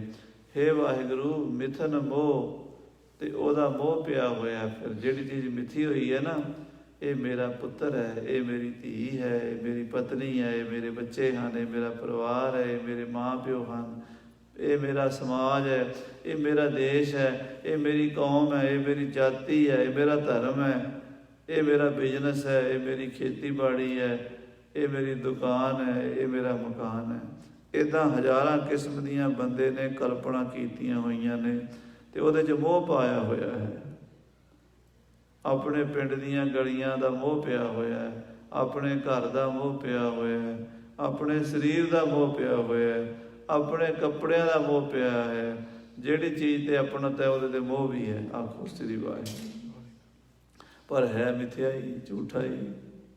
ਜਾਣ ਲੱਗਿਆ ਸੂਈ ਵੀ ਨਾਲ ਨਹੀਂ ਜਾਣੀ, ਕੁਛ ਵੀ ਨਾਲ ਨਹੀਂ ਜਾਣਾ। ਜਿਹੜੀ ਜਿਹੜੀ ਚੀਜ਼ ਨੂੰ ਮੈਂ ਆਪਣਾ ਕਿਹਾ ਹੈ, ਜਿਹੜੀ ਜਿਹੜੀ ਚੀਜ਼ ਨੂੰ ਆਪਣਾ ਮੰਨਿਆ ਹੈ, ਉਸ ਵੇਲੇ ਸਭ ਸਾਥ ਛੱਡ ਜਾਂਦੀਆਂ। ਜਦੋਂ ਇਹ ਚੋਲਾ ਛੱਡੀਦਾ ਹੈ, ਉਹ ਸਰੀਰ ਵੀ ਆਪਣਾ ਨਹੀਂ ਰਹਿੰਦਾ, ਪਰਿਵਾਰ ਵੀ ਆਪਣਾ ਨਹੀਂ ਰਹਿੰਦਾ, ਸਮਾਜ ਵੀ ਆਪਣਾ ਨਹੀਂ ਰਹਿੰਦਾ। ਜੋ ਕੁਛ ਵੀ ਆਪਣਾ ਮੰਨੀ ਬੈਠੇ ਹਾਂ, ਸਭ ਮਿਥਿਆ ਹੈ। ਮਿਥਨ ਮੋਹ ਅਗਨ ਸੋਕ ਸਾਗਰ, ਔਰ ਅੱਗ ਦਾ ਸਮੁੰਦਰ ਹੈ। ਪਾਣੀ ਦਾ ਸਮੁੰਦਰ ਬਹੁਤ ਵੱਡਾ ਹੈ। ਜੇ ਕੋਈ ਬੰਦਾ ਬਾਹਾਂ ਨਾਲ ਤਰਨਾ ਚਾਹੇ, ਨਹੀਂ ਤਰ ਸਕਦਾ। ਪਰ ਚਲੋ ਫਿਰ ਵੀ ਕੋਈ ਜਹਾਜ਼ਾਂ ਦੇ ਰਾਹੀਂ, ਸ਼ਿਪਾਂ ਦੇ ਰਾਹੀਂ, ਬੇੜਿਆਂ ਦੇ ਰਾਹੀਂ ਲੋਕ ਜਹਾਜ਼ ਇਸ ਸਮੁੰਦਰ ਤਾਂ ਟੱਪ ਜਾਂਦੇ ਨੇ। ਪਰ ਸੰਸਾਰ ਦੇ ਸਮੁੰਦਰ 'ਚੋਂ ਟੱਪਣਾ ਬੜਾ ਔਖਾ ਹੈ। ਪਾਣੀ ਦੀਆਂ ਲਹਿਰਾਂ ਵਿੱਚੋਂ ਨਿਕਲ ਜਾਂਦਾ ਬੰਦਾ ਔਖਾ ਸੌਖਾ, ਪਰ ਸੰਸਾਰ ਦੀਆਂ ਲਹਿਰਾਂ ਬੜੀਆਂ ਅਜੀਬੋ ਗਰੀਬ ਨੇ। ਕੋਈ ਪਤਾ ਨਹੀਂ ਕਿਹੜੇ ਵੇਲੇ ਕਿੱਦਾਂ ਦੀ ਸੁਨਾਮੀ ਆਉਣੀ ਹੈ, ਕਿੱਦਾਂ ਦੀ ਲਹਿਰ ਆਉਣੀ, ਮਨ ਦੇ ਵਿੱਚ ਕਿੱਦਾਂ ਦੀ ਆਉਣੀ ਹੈ, ਸਮਾਜ ਵੱਲੋਂ ਕਿੱਦਾਂ ਦੀ ਆਉਣੀ ਹੈ। ਬਿਮਾਰੀਆਂ ਕਿੱਦਾਂ ਦੀਆਂ ਆ ਜਾਣੀਆਂ ਨੇ, ਦੁੱਖ ਕਿੱਦਾਂ ਦੇ ਆ ਜਾਣੇ ਨੇ, ਖੁਸ਼ੀਆਂ ਕਿੱਦਾਂ ਦੀਆਂ ਆਣੀਆਂ ਨੇ ਤੇ ਗਮੀਆਂ ਕਿੱਦਾਂ ਦੀਆਂ ਆਣੀਆਂ, ਕੋਈ ਪਤਾ ਨਹੀਂ, ਕੋਈ ਪਤਾ ਨਹੀਂ। ਅਗਲੀ ਘੜੀ ਦਾ, ਅਗਲੇ ਪਲ ਦਾ ਕੋਈ ਪਤਾ ਨਹੀਂ ਹੈ। ਅਜੀਬੋ ਗਰੀਬ ਇਸ ਸੰਸਾਰ 'ਚ ਘਟਨਾਵਾਂ ਵਾਪਰ ਰਹੀਆਂ ਨੇ। ਮਿਥਨ ਮੋਹ ਅਗਨ ਸੋਕ ਸਾਗਰ, ਇਹ ਅੱਗ ਦਾ ਸਾਗਰ ਹੈ। ਇੱਥੇ ਅੱਗ ਦੇ ਭਾਂਬੜ ਮਚਦੇ ਨੇ। ਹੈ ਸਾਗਰ ਪਰ ਹੈ ਅੱਗ ਦਾ। ਸਾੜ ਸਾੜ ਕੇ ਬੰਦੇ ਨੂੰ ਮਰਨ ਵੀ ਨਹੀਂ ਦਿੰਦਾ, ਜੀਣ ਵੀ ਨਹੀਂ ਦਿੰਦਾ। ਇਹ ਇਹੋ ਜਿਹੀ ਖੇਡ ਹੈ, ਨਾ ਬੰਦਾ ਮਰਨ ਵਾਲਿਆਂ 'ਚ ਨਾ ਜੀਣ ਵਾਲਿਆਂ 'ਚ। ਬਹੁਤ ਵੱਡੀ ਹੱਦ ਬੰਦਾ ਕਰ ਲਏਗਾ, ਕੋਈ ਸੁਸਾਈਡ ਕਰ ਲਏਗਾ ਬੰਦਾ। ਜੇ ਬਹੁਤਾ ਹੀ ਕੋਈ ਭੱਜ ਕੇ ਕਰੇਗਾ ਨਾ, ਇਹਦੇ 'ਚੋਂ ਨਿਕਲਣ ਦੀ ਕੋਸ਼ਿਸ਼ ਕਰੇ, ਉਹ ਕਹਿੰਦਾ ਚਲੋ ਆਪਾਂ ਹੁਣ ਸੁਸਾਈਡ ਕਰ ਲੈਂਦੇ ਹਾਂ, ਆਪਾਂ ਜ਼ਹਿਰ ਖਾ ਲੈਂਦੇ ਹਾਂ, ਆਪਾਂ ਫਾਈ ਲੈ ਲੈਂਦੇ ਹਾਂ, ਆਪਾਂ ਰੇਲ ਗੱਡੀ ਅੱਗੇ ਆ ਕੇ ਮਰ ਜਾਂਦੇ ਹਾਂ, ਆਪਾਂ ਖੂਹ 'ਚ ਛਾਲ ਮਾਰ ਦਿੰਦੇ ਹਾਂ। ਬੰਦਾ ਇਹੀ ਕਰ ਸਕਦਾ। ਕਹਿੰਦੇ ਇਹਦੇ ਨਾਲ ਵੀ ਖਹਿੜਾ ਕੋਈ ਨਹੀਂ ਛੁੱਟਦਾ, ਕਿਉਂਕਿ ਜਿਹੜੀ ਉਹ ਅੰਦਰ ਹੈ, ਜਿਹੜਾ ਛੁੱਟਣਾ ਚਾਹੁੰਦਾ, ਜਿਹੜਾ ਆਤਮਾ ਰੂਪ ਲੈ ਲਓ ਜੀਵ ਹੈ, ਜਿਹੜਾ ਮਨ ਹੈ, ਜਿਹੜਾ ਕਹਿੰਦਾ ਮੈਂ ਤਾਂ ਉਹਦੇ ਅੱਗੇ ਵਾਸਤੇ ਫਿਰ ਉਹਦੇ ਜੰਮ ਖੜੇ ਨੇ। ਉਹਨੂੰ ਪਤਾ ਨਹੀਂ ਕਿੱਥੇ ਕਿੱਥੇ ਸੁੱਟਣਗੇ। ਕਿਉਂਕਿ ਮਹਾਰਾਜ ਕਹਿੰਦੇ ਆਤਮ ਘਾਤੀ ਹੈ ਜਗਤ ਕਸਾਈ।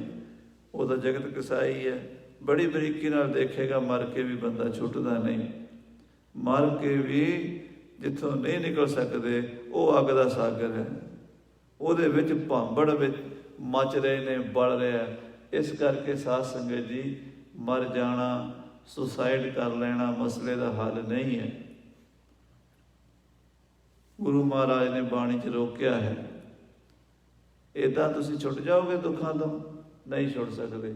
ਅੱਗੇ ਫੇਰ ਸਾਗਰ ਬਹੁਤ ਵੱਡਾ ਹੈ। ਅੱਗੇ ਅਗਨ ਭਖੈ ਪੜਹਾਰੇ।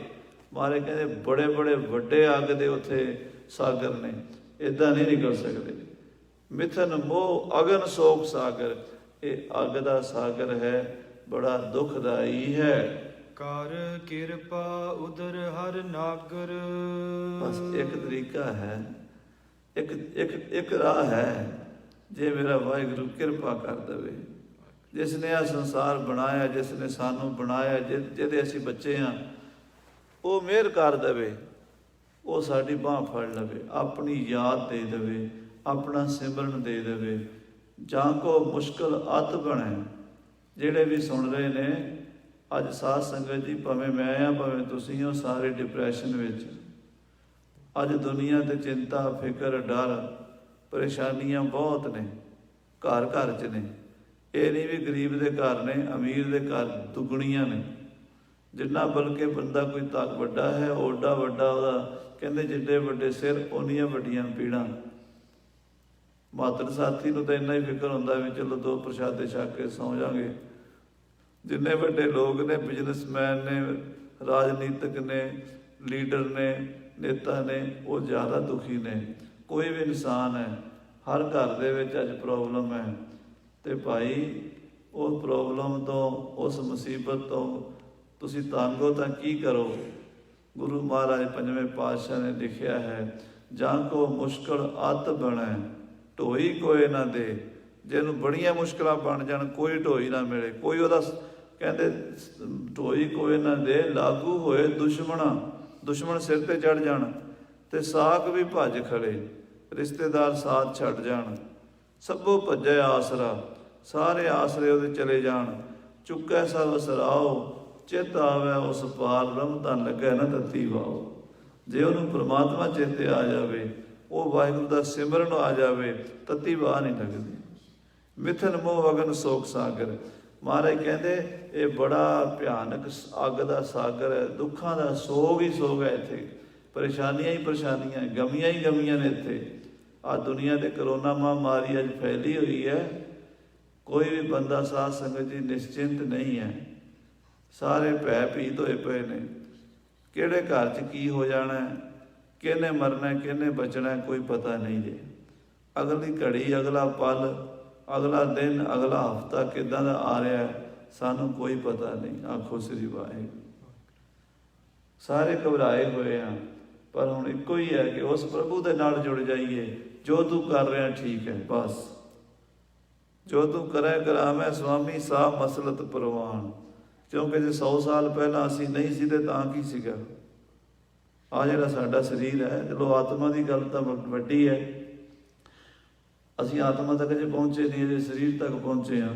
ਜੇ ਸਰੀਰ ਦੀ ਗੱਲ ਕਰੀਏ ਤਾਂ 100 ਸਾਲ ਪਹਿਲਾਂ ਅਸੀਂ ਹੈ ਸੀ ਕੋਈ, 50 ਸਾਲ ਪਹਿਲਾਂ ਵੀ ਨਹੀਂ ਸੀ ਮੇਰੇ ਵਰਗੇ ਤਾਂ। ਤੇ ਜੇ ਆਉਂਦੇ 150 ਸਾਲ ਨੂੰ ਅਸੀਂ ਰਹਿਣਾ ਹੀ ਨਹੀਂ ਤੇ ਫਿਰ ਕਾਹਦੀ ਚਿੰਤਾ ਕਰਦੇ ਹਾਂ, ਫਿਰ ਰੱਬ ਰੱਬ ਕਰੀਏ। ਆਖੋ ਸ੍ਰੀ ਵਾਹਿਗੁਰੂ।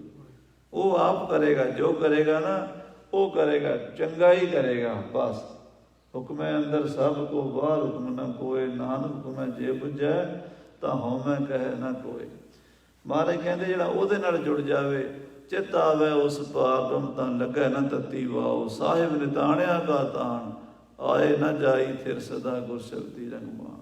ਜੇ ਕੋ ਹੋਵੇ ਦੁਬਲਾ ਨਗ ਭੋਕੀ ਪੀੜ, ਦਮੜਾ ਪੱਲੇ ਨਾ ਪਵੇ ਨਾ ਕੋ ਦੇਵੇ ਧੀਰ। ਗਰੀਬੀ ਅੱਤ ਦੀ ਆ ਜੇ, ਪੱਲੇ ਢੇਲਾ ਨਾ ਰਵੇ ਬੰਦੇ ਦੇ, ਪੈਸਾ ਨਾ ਰਵੇ। ਨਾ ਕੋ ਦੇਵੇ ਧੀਰ ਸਵਾਰਥ ਸੁਆਓ ਨਾ ਕੋ ਕਰੇ, ਨਾ ਕਿਛ ਹੋਵੇ ਕਾਜ। ਚਿੱਤ ਆਵੇ ਉਸ ਪਾਰ ਬ੍ਰਹਮ ਤਾਂ ਨੇਚਲ ਹੋਵੇ ਰਾਜ। ਜੇ ਵਾਹਿਗੁਰੂ ਚੇਤੇ ਆ ਜਾਏ ਉਹਦਾ ਰਾਜ ਹੋ ਜਾਂਦਾ।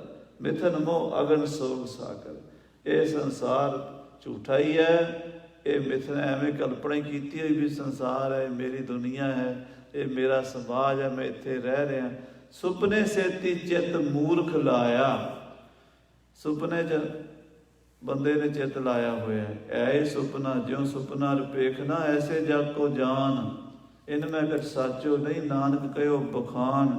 ਗੁਰੂ ਤੇਗ ਬਹਾਦਰ ਸਾਹਿਬ ਕਹਿੰਦੇ, ਬਾਰ-ਬਾਰ ਕਹਿ ਦਿੱਤਾ ਜੇ ਵੀ ਸਮਝ ਨਹੀਂ ਆਉਂਦੀ। ਰੋਜ਼ ਕਹਿ ਰਿਹਾ ਵੀ ਸੁਪਨਾ ਵੇਖ ਰਿਹਾ, ਸੁਪਨੇ ਨੂੰ ਸੱਚਾ ਨਾ ਸਮਝ। ਸੁਪਨਾ ਹਮੇਸ਼ਾ ਥੋੜ੍ਹਾ ਇੱਕੋ ਜਿਹਾ ਰਹਿੰਦਾ, ਸੁਪਨਾ ਚੱਲਦਾ ਰਹਿੰਦਾ, ਬਸ ਚੱਲ ਗਿਆ। ਇੱਦਾਂ ਇਹ ਸੰਸਾਰ ਸੁਪਨਾ ਹੈ। ਚਰਨ ਕਮਲ ਸਰਣਾਏ ਨਰਾਇਣ। ਕਰ ਕਿਰਪਾ ਉਧਰ ਹਰ ਨਾਗਰ। ਹੇ ਵਾਹਿਗੁਰੂ, ਬੜੇ ਚਤੁਰ ਹੋ ਤੁਸੀਂ ਮਹਾਰਾਜ। ਨਾਗਰ ਦਾ ਅਰਥ ਹੁੰਦਾ ਸੋਹਣਾ, ਨਾਗਰ ਦਾ ਹੁੰਦਾ ਸੁੰਦਰ ਸਮਾਰਟ। ਹੇ ਵਾਹਿਗੁਰੂ ਜੀ, ਤੁਸੀਂ ਬੜੇ ਸੁੰਦਰ ਹੋ, ਬੜੇ ਸਮਾਰਟ ਹੋ, ਤੁਸੀਂ ਬੜੇ ਸਿਆਣੇ ਹੋ। ਕਿਰਪਾ ਕਰਕੇ ਸਾਡੀ ਬਾਂਹ ਫੜ ਲਓ, ਸਾਨੂੰ ਇਹ ਸੰਸਾਰ ਸਮੁੰਦਰ ਤੋਂ ਕੱਢ ਲਓ। ਸੰਸਾਰ ਸਮੁੰਦੇ ਤਾਰ ਗੋਬਿੰਦੇ, ਤਾਰ ਲੈ ਬਾਪ ਬੀਠਲਾ। ਇਹ ਪਿਤਾ ਜੀ, ਇਹ ਬਾਪੂ ਜੀ, ਸਾਡੀ ਬਾਂਹ ਫੜ ਲਓ। ਇਹ ਅਰਦਾਸ, ਕੱਢ ਲਓ ਸਾਨੂੰ। ਬਾਹੇ ਗਏ ਕੀ ਲਾਜ ਗੋਬਿੰਦ ਦਾਸ ਤੁਹਾਰ। ਸਗਲ ਦੁਆਰ ਕੋ ਛਾੜ ਕੇ ਗਇਓ ਤੁਹਾਰੋ ਦੁਆਰ, ਬਾਹੇ ਗਏ ਕੀ ਲਾਜ ਅਸ ਗੋਬਿੰਦ ਦਾਸ ਤੁਹਾਰ। ਮਹਾਰਾਜ ਬਖਸ਼ ਲਓ, ਕਿਰਪਾ ਕਰੋ। ਚਰਨ ਕਮਲ ਸਰਨਾਏ ਨਾਰਾਇਣ। ਹੇ ਵਾਹਿਗੁਰੂ, ਹੇ ਨਾਰਾਇਣ ਜੀ, ਅਸੀਂ ਤੇਰੇ ਚਰਨ ਕਮਲਾਂ ਦੀ ਸ਼ਰਨ ਆਏ ਹਾਂ। ਦੀਨਾ ਨਾਥ ਭਗਤ ਪਰਾਇਣ। ਇਹ ਦੀਨਾ ਦੇ ਨਾਥ, ਜਿਹਦਾ ਕੋਈ ਵਾਲੀ ਵਾਸ ਨਾ ਹੋਵੇ, ਉਹਦਾ ਤੂੰ ਹੈ। ਜਿਸ ਕਾ ਨਾਹੇ ਕੋਏ ਹਾਂ, ਤਿਸ ਕਾ ਪ੍ਰਭੂ ਸੋਏ ਹਾਂ। ਗਰੀਬਾਂ ਦਾ, ਦੀਨਾਂ ਦਾ ਨਾਥ ਹੈ ਤੂੰ ਮੇਰੇ ਵਾਹਿਗੁਰੂ। ਅਸੀਂ ਭਗਤ ਲੋਕ ਤੇਰੇ ਪਰਾਇਣ, ਤੇਰੇ ਆਸਰੇ ਤੇ ਹਾਂ।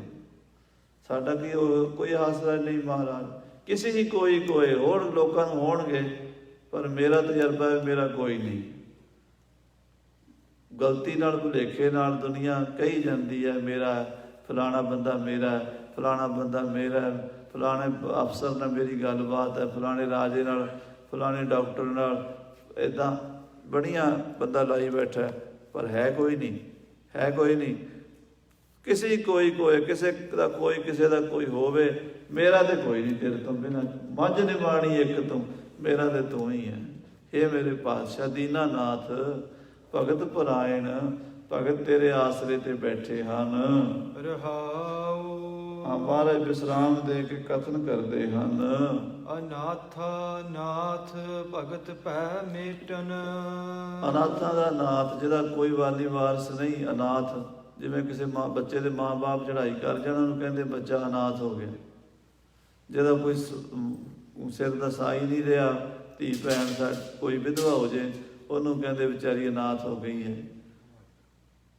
ਅਸੀਂ ਸਾਰੇ ਅਨਾਥ ਆ ਮਹਾਰਾਜ, ਸਾਡਾ ਇਸ ਦੁਨੀਆ ਦੇ ਕੋਈ ਨਹੀਂ ਹੈ, ਪਰ ਤੂੰ ਹੈ ਅਨਾਥਾਂ ਦਾ ਨਾਥ।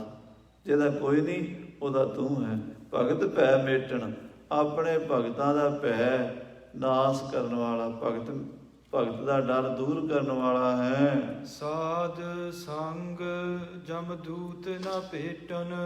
ਇਹ ਮਹਾਰਾਜ, ਸਾਧੂਆਂ ਦੀ ਸੰਗਤ ਵਿੱਚ ਤੇਰੇ ਚਰਨਾਂ ਦਾ ਪਿਆਰ ਜਦੋਂ ਮਿਲ ਜਾਂਦਾ ਹੈ, ਜਦੋਂ ਸਾਧੂਆਂ ਦੀ ਸੰਗਤ ਚੋਂ ਭਗਤੀ ਦਾ ਨਾਮ ਰਸ ਮਿਲ ਜਾਂਦਾ ਹੈ, ਫਿਰ ਜਮਦੂਤਾਂ ਨਾਲ ਮੁਲਾਕਾਤ ਨਹੀਂ ਹੁੰਦੀ, ਭੇਟ ਨਹੀਂ ਹੁੰਦੀ। ਸਾਧ ਸੰਗ ਜਮਦੂਤ ਨਾ ਭੇਟਣ। ਜਿਹੜਾ ਬੰਦਾ ਕਿਤੇ ਸੰਤਾਂ ਮਹਾਂਪੁਰਸ਼ਾਂ ਗੁਰਮੁਖਾਂ ਕੋਲ ਬਹਿ ਗਿਆ, ਰੱਬ ਰੱਬ ਕਰਦਾ ਹੈ, ਕੋਈ ਸਾਖੀ ਮਹਾਂਪੁਰਸ਼ ਸੁਣਾਉਂਦੇ ਹੁੰਦੇ ਆ, ਕੋਈ ਐਸੇ ਭਗਤ ਕਿਸੇ ਨਗਰ 'ਚ ਰਹਿੰਦੇ ਸਨ, ਬਹੁਤ ਪਰਮੇਸ਼ਰ ਦੀ ਭਗਤੀ ਹਰ ਵੇਲੇ ਕਰਦੇ ਤੇ ਆਪਣੀ ਕਿਰਤ ਕੁਲੀ ਦੀ ਕਰਦੇ ਸਨ। ਲੋਕਾਂ ਦਾ ਸਮਾਨ ਚੁੱਕਣਾ ਤੇ ਸਟੇਸ਼ਨ ਤੇ ਛੱਡ ਕੇ ਆਉਣਾ, ਜਾਂ ਸਟੇਸ਼ਨ ਤੋਂ ਚੱਕਣਾ ਘਰ ਛੱਡ ਕੇ ਆਉਣਾ, ਭਾਰ ਢਾਉਣਾ। ਤੇ ਇੱਕ ਸੇਠ ਨੇ ਆਖਿਆ ਕਿ ਭਗਤ ਜੀ ਮੇਰਾ ਸਮਾਨ ਲੈ ਚੱਲੋਗੇ, ਭਾੜਾ ਕੀ ਲਓਗੇ? ਕਹਿਣ ਲੱਗੇ ਭਾੜਾ ਇਹ ਲਵਾਂਗੇ ਵੀ ਸੇਠ ਜੀ ਅਸੀਂ ਕਥਾ ਸੁਣਾਂਗੇ, ਤੁਸੀਂ ਸਾਨੂੰ ਕਥਾ ਸੁਣਾਈ ਦਿਆ ਜੇ, ਅਸੀਂ ਤੁਹਾਡਾ ਭਾੜਾ ਚੁੱਕੀ ਚੱਲਾਂਗੇ। ਉਹ ਸੇਠ ਕਹਿੰਦਾ ਕਥਾ ਤੇ ਮੈਨੂੰ ਆਉਂਦੀ ਕੋਈ ਨਹੀਂ, ਮੈਂ ਤੁਹਾਨੂੰ ਕਿਵੇਂ ਸੁਣਾਵਾਂਗਾ? ਕਹਿੰਦੇ ਫਿਰ ਤੁਸੀਂ ਸੁਣੀ ਜਾਇਆ ਜੇ, ਅਸੀਂ ਸੁਣਾਈ ਵੀ ਜਾਵਾਂਗੇ। ਦੇਖੋ ਮਹਾਂਪੁਰਸ਼ ਪਰਉਪਕਾਰੀ ਹੁੰਦੇ। ਕਹਿੰਦੇ ਕਥਾ ਤੁਸੀਂ ਜੇ ਨਹੀਂ ਸੁਣਾ ਸਕਦੇ ਸੇਠ ਜੀ, ਅਸੀਂ ਸੁਣਾਈ ਜਾਵਾਂਗੇ, ਤੁਸੀਂ ਸੁਣੀ ਜਾਇਆ ਜੇ ਪਰਮੇਸ਼ਰ ਦੀ ਬਾਤਾਂ। ਸੇਠ ਨੇ ਆਖਿਆ ਚਲੋ ਆਪਾਂ ਤੇ ਆਪਣਾ ਕੰਮ ਕਢਾਉਣਾ, ਕੁਲੀ ਮਿਲਦਾ ਨਹੀਂ, ਕੁਲੀ ਮਿਲਦਾ ਨਹੀਂ। ਇਹ ਜਿਹੜੀ ਸ਼ਰਤ ਲਾਉਂਦਾ, ਵੈਸੇ ਤਾਂ ਸੇਠਾਂ ਲੋਕਾਂ ਨੂੰ ਕਥਾ ਸੁਣਨੀ ਬੜੀ ਔਖੀ ਹੁੰਦੀ ਹੈ। ਸਭ ਤੋਂ ਔਖਾ ਕੰਮ ਸੁਣਨਾ ਹੀ ਹੁੰਦਾ ਸਾਧ ਸੰਗਤ ਜੀ।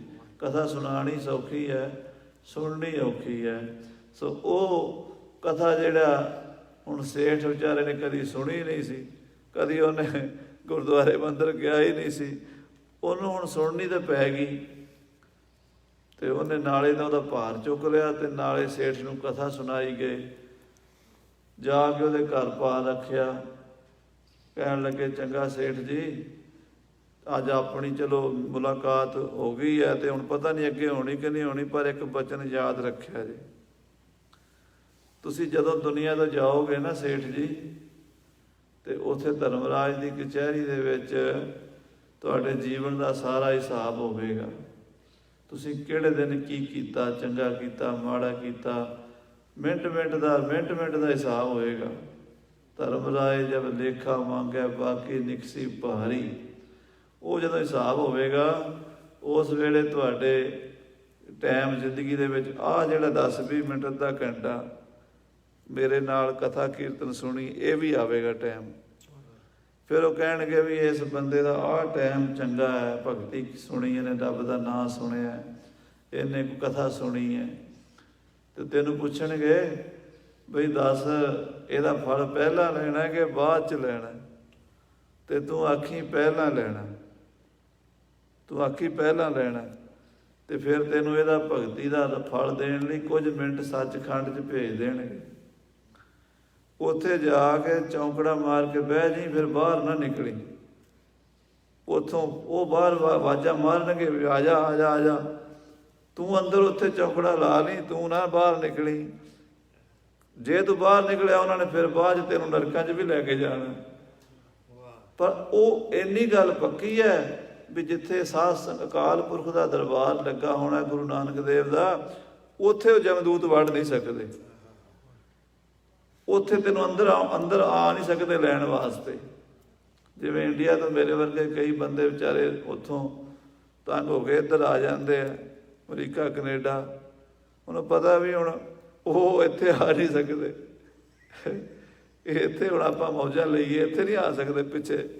ਕਹਿੰਦੇ ਇਸੇ ਤਰ੍ਹਾਂ ਹੀ ਕਹਿੰਦੇ ਉਹ ਜਮਦੂਤ ਜਿਹੜੇ ਨੇ ਸਾਧ ਸੰਗਤ 'ਚ ਨਹੀਂ ਆ ਸਕਦੇ। ਆਖੋ ਸ੍ਰੀ ਵਾਹਿਗੁਰੂ। ਉਹ ਪਿੱਛੇ ਨਹੀਂ ਆ ਸਕਦੇ, ਅੰਦਰ ਬਾਹਰ ਤੂੰ ਨਿਕਲੀ ਨਾ, ਇਹ ਨਾ ਹੋਵੇ ਵੀ ਤੂੰ ਫਿਰ ਮੁੜ ਕੇ ਉੱਥੇ ਜਾ ਕੇ ਏਅਰਪੋਰਟ ਤੇ ਫਿਰ ਜਕਾਰਾ ਬੁਲਾ ਦੇਵੇ, ਇੱਥੇ ਹੀ ਰਵੀ। ਹੁਣ ਉਹ ਸਾਧ ਸੰਗਤ ਦੀ ਸਾਧ ਸੰਗਤ ਜਦੋਂ ਗਿਆ ਪਰਮੇਸ਼ਰ ਦੇ ਦਰਬਾਰ, ਉੱਥੇ ਮਹਾਰਾਜ ਅਕਾਲ ਪੁਰਖ ਦੇ ਉਹਨੂੰ ਜਦੋਂ ਹਿਸਾਬ ਕਿਤਾਬ ਹੋਇਆ, ਉੱਥੇ 10 ਮਿੰਟ ਸਾਧ ਸੰਗਤ ਵੀ ਭੇਜਿਆ ਗਿਆ। ਜਦੋਂ ਭੇਜਿਆ ਗਿਆ ਉਹਨੂੰ ਗੱਲ ਉਹ ਕੰਮ ਆ ਗਈ ਇੱਕ ਘੜੀ ਵੀ ਸਾਧ ਸੰਗਤ, ਇੱਕ ਮਿੰਟ ਵੀ, ਇਹ ਘੜੀ ਆਦੀ ਹੂੰ ਪੁਨਿਆਦ ਭਗਤਨ ਸੇਤੀ ਗੋਸ਼ਟੇ, ਜੋ ਕਿ ਮਾਰ ਕੇ ਚੌਂਕੜਾ ਬਹਿ ਗਿਆ, ਜਮਦੂਤ ਆਵਾਜ਼ਾਂ ਮਾਰ ਕੇ ਵਿਚਾਰੇ ਵਾਪਸ ਚਲੇ ਗਏ, ਕਹਿੰਦੇ ਉਹ ਨਹੀਂ ਆਉਂਦਾ, ਸਾਰੇ ਪਾਪ ਕੱਟੇ ਗਏ। ਆਖੋ ਸਤਿਨਾਮ ਸ੍ਰੀ ਵਾਹਿਗੁਰੂ। ਇਹ ਤਾਂ ਮਹਾਰਾਜ ਕਹਿੰਦੇ ਸਾਧ ਸੰਗ ਜਮਦੂਤ ਨਾ ਭੇਟਣ। ਸਾਧ ਸੰਗਤ ਕਰ ਲਓ, ਮਹਾਂਪੁਰਸ਼ਾਂ ਪਰਮੇਸ਼ਰ ਦੇ ਪਿਆਰਿਆਂ ਭਗਤਾਂ ਸੰਤਾਂ ਦੇ ਨਾਲ ਬਹਿ ਜਾਓ, ਜਮਦੂਤਾਂ ਦੇ ਨਾਲ ਫਿਰ ਭੇਟ ਮੁਲਾਕਾਤ ਨਹੀਂ ਹੁੰਦੀ। ਜੀਵਨ ਰੂਪ ਅਨੂਪ ਦਇਆਲਾ। ਉਹ ਜਿਹੜਾ ਵਾਹਿਗੁਰੂ ਹੈ ਉਹ ਜੀਵਨ ਰੂਪ ਹੈ, ਬਾਕੀ ਤਾਂ ਮਿੱਟੀ ਹੈ। ਅੰਦਰ ਜਿਹੜੀ ਆਤਮਾ ਉਹ ਪਰਮਾਤਮਾ ਹੀ ਹੈ, ਉਹਦੀ ਜੋਤ ਹੈ, ਉਹ ਜੀਵਨ ਰੂਪ ਹੈ, ਸਦਾ ਹੀ ਜਿਉਂਦਾ ਹੈ ਤੇ ਅਨੂਪ ਉਪਮਾ ਤੋਂ ਰਹਿਤ ਹੈ। ਉਹਦੀ ਉਪਮਾ ਕੋਈ ਕਰ ਨਹੀਂ ਸਕਦਾ, ਕਿਸੇ ਚੀਜ਼ ਨਾਲ ਤੁਲਨਾ ਨਹੀਂ ਆਤਮਾ ਦੀ ਕੀਤੀ ਜਾ ਸਕਦੀ। ਕਿਸੇ ਨੂੰ ਸੋਹਣਾ ਆਖਣਾ ਹੋਵੇ, ਬੜਾ ਸੋਹਣਾ, ਕਹਿੰਦੇ ਚੰਨ ਵਰਗਾ ਸੋਹਣਾ। ਕਿਸੇ ਬੰਦੇ ਦੀ ਬਾਹਾਂ ਦਾ ਵਡਿਆਈ ਕਰਨਗੇ ਨਾ, ਹਾਥੀ ਦੀ ਸੁੰਡ ਵਰਗੀਆਂ ਬਾਹਾਂ ਨੇ। ਕਹਿੰਦੇ ਕਿਸੇ ਦੀ ਛਾਤੀ ਦਾ ਦੱਸਣਾ ਹੋਵੇ, ਕਹਿੰਦੇ ਖਰਾਸ਼ ਦੇ ਪੁੜ ਵਰਗੀ ਛਾਤੀ ਹੈ। ਕਿਸੇ ਬੰਦੇ ਦੀਆਂ ਅੱਖਾਂ ਸੋਹਣੀਆਂ ਕਹਿਣੀਆਂ ਹੁਣ, ਆਖੋ ਇਹਦੀਆਂ ਹਿਰਨ ਵਰਗੀਆਂ ਅੱਖਾਂ ਨੇ। ਕਿਸੇ ਦਾ ਨੱਕ ਸੋਹਣਾ ਕਹਿਣਾ ਹੋਵੇ, ਕਹਿੰਦੇ ਤੋਤੇ ਵਰਗੀ ਨੱਕ ਹੈ, ਕਹਿ ਦਿੰਦੇ ਆਪਾਂ। ਪਰ ਕਹਿੰਦੇ ਵਾਹਿਗੁਰੂ ਨੂੰ ਕਿਹਦੇ ਵਰਗਾ ਆਖੀਏ, ਉਹਦੇ ਵਰਗਾ ਕੋਈ ਹੈ ਹੀ ਕੋਈ ਨਹੀਂ। ਕਹਿੰਦੇ ਬਹੁਤ ਹੀ ਅਨੂਪ ਸਰੂਪ ਹੈ, ਕਹਿਣ ਤੋਂ ਬਾਹਰਾ ਹੈ ਵਾਹਿਗੁਰੂ। ਜੀਵਨ ਰੂਪ ਅਨੂਪ ਦਇਆਲਾ, ਉਹਦੀ ਉਪਮਾ ਕੋਈ ਹੋ ਨਹੀਂ ਸਕਦੀ, ਦਇਆਲੂ ਹੈ। ਹਾਂਜੀ। ਰਵਣ ਗੁਣਾ ਕਟਿਐ ਜਮ ਜਾਲਾ। ਉਹਦੇ ਗੁਣਾਂ ਦਾ ਜੇ ਰਮਨ ਕੀਤਾ ਜਾਵੇ ਤੇ ਜਮਾਂ ਦੇ ਜਾਲ ਕੱਟੇ ਜਾਂਦੇ ਨੇ। ਅੰਮ੍ਰਿਤ ਨਾਮ ਰਸਨ ਨਿਤ ਜਾਪੈ। ਕਹਿੰਦੇ ਅੰਮ੍ਰਿਤ ਨਾਮ ਵਾਹਿਗੁਰੂ ਵਾਹਿਗੁਰੂ ਵਾਹਿਗੁਰੂ ਵਾਹਿਗੁਰੂ ਰਸਨਾ ਜਪਦੀ ਜਿਹੜੀ, ਰੋਗ ਰੂਪ ਮਾਇਆ ਨਾ ਵਿਆਪੈ। ਉਹਨੂੰ ਰੋਗ ਰੂਪ ਮਾਇਆ ਤੰਗ ਨਹੀਂ ਕਰਦੀ, ਨਹੀਂ ਵਿਆਪਦੀ। ਫਿਰ ਜਪ ਗੋਬਿੰਦ ਸੰਗੀ ਸਭ ਤਾਰੇ। ਮਹਾਰਾਜ ਕਹਿੰਦੇ ਵਾਹਿਗੁਰੂ ਵਾਹਿਗੁਰੂ ਜਪ ਕੇ ਬੰਦਾ ਆਪ ਤੇ ਤਰਦਾ ਹੀ, ਆਪਣੇ ਸੰਗੀਆਂ ਨੂੰ ਵੀ ਤਾਰ ਲੈਂਦਾ। ਜਿਹੜਾ ਨਾਮ ਜਪਦਾ ਉਹਦੇ ਆਲੇ ਦੁਆਲੇ ਦੇ ਵੀ ਤਰ ਜਾਂਦੇ ਨੇ, ਉਹਦੀਆਂ ਅੱਖਾਂ, ਉਹਦੇ ਕੰਨ, ਉਹਦੇ ਹੱਥ ਪੈਰ ਵੀ ਪਵਿੱਤਰ ਹੋ ਜਾਂਦੇ ਨੇ, ਉਹ ਵੀ ਤਰ ਜਾਂਦੇ ਨੇ। ਪੋਹਤ ਨਾਹੀ ਪੰਜ ਬਟਵਾਰੇ। ਉਹਨੂੰ ਜਿਹੜੇ ਪੰਜ ਚੋਰ ਨੇ, ਕਾਮ ਕ੍ਰੋਧ ਲੋਭ ਮੋਹ ਹੰਕਾਰ, ਨਹੀਂ ਪੋ ਸਕਦੇ। ਮਨ ਬਾਚੇ ਕ੍ਰਮ ਪ੍ਰਭ ਏਕ ਧਿਆਏ। ਜਿਨ੍ਹਾਂ ਨੇ ਮਨ ਬਚਨ ਕਰਮ ਕਰਕੇ ਇੱਕ ਪ੍ਰਭੂ ਨੂੰ ਧਿਆਇਆ ਹੈ, ਸਰਬ ਫਲਾ ਸੋਈ ਜਨ ਪਾਏ। ਸਾਰੇ ਫਲ ਉਹ ਬੰਦਾ ਪਾ ਲੈਂਦਾ ਹੈ। ਧਾਰ ਅਨੁਗ੍ਰਹ ਆਪਣਾ ਪ੍ਰਭ ਕੀਨਾ। ਪਰਮੇਸ਼ਰ ਨੇ ਆਪ ਕਿਰਪਾ ਕਰਕੇ ਸਾਨੂੰ ਆਪਣਾ ਬਣਾ ਲਿਆ। ਕੇਵਲ ਨਾਮ ਭਗਤ ਰਸ ਦੀਨਾ। ਕੇਵਲ ਭਗਤੀ ਨਾਮ ਦਾ ਰਸ ਬਖਸ਼ ਦਿੱਤਾ। ਆਦ ਮਦ ਅੰਤ ਪ੍ਰਭ ਸੋਈ। ਕਹਿੰਦੇ ਉਹ ਪਰਮਾਤਮਾ ਆਦ ਵਿੱਚ ਵੀ ਹੈ, ਮੱਧ ਵਿੱਚ ਵੀ ਹੈ ਤੇ ਅੰਤ ਵਿੱਚ ਵੀ ਹੈ। ਨਾਨਕ ਤਿਸ ਬਿਨ ਅਵਰ ਨ ਕੋਈ। ਉਸ ਤੋਂ ਬਿਨਾਂ ਦੂਸਰਾ ਮਹਾਰਾਜ ਕਹਿੰਦੇ ਕੋਈ ਵੀ ਨਹੀਂ ਹੈ। ਸੋ ਇਸ ਕਰਕੇ ਸਾਧ ਸੰਗਤ ਜੀ, ਉਹ ਪਰਮੇਸ਼ਰ ਅਕਾਲ ਪੁਰਖ ਨਿਰੰਕਾਰ, ਉਹਦੇ ਨਾਲ ਜੁੜੀਏ, ਜੀਵਨ ਸਫਲਾ ਕਰੀਏ, ਭੁੱਲਾਂ ਚੁੱਕਾਂ ਦੀ ਖਿਮਾ। ਫਤਿਹ ਬੁਲਾਓ। ਵਾਹਿਗੁਰੂ ਜੀ ਕਾ ਖਾਲਸਾ,